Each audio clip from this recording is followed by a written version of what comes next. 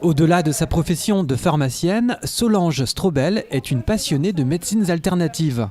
Cette célestadienne s'intéresse en particulier à l'homéopathie, aux soins par les plantes et à l'utilisation d'huiles essentielles.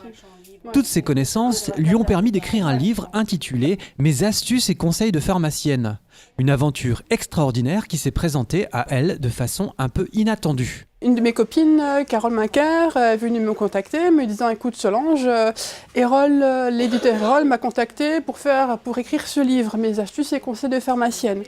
Elle s'est dit « Voilà, j'aurais pas assez de temps pour faire ce livre » et du coup elle est venue me voir. « Écoute Solange, est-ce que tu serais partante pour faire ce projet, pour se lancer dans ce projet ?»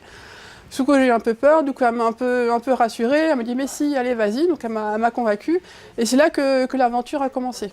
Dans cet ouvrage de 191 pages, pas question d'inciter le lecteur à se lancer dans une automédication irraisonnée.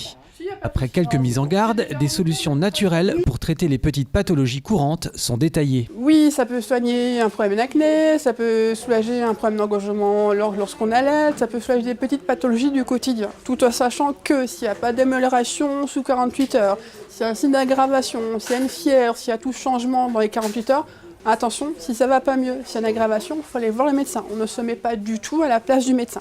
Pour Solange, l'efficacité des méthodes naturelles n'est plus à prouver.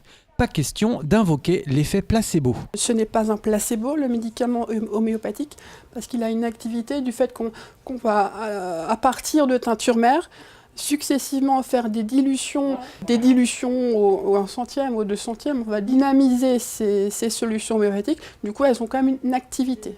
Ce livre pourrait bien être le premier d'une longue série. Un nouvel ouvrage est déjà en projet pour 2017. Solange évoquera cette fois-ci l'utilisation de plantes et de champignons dans l'alimentation.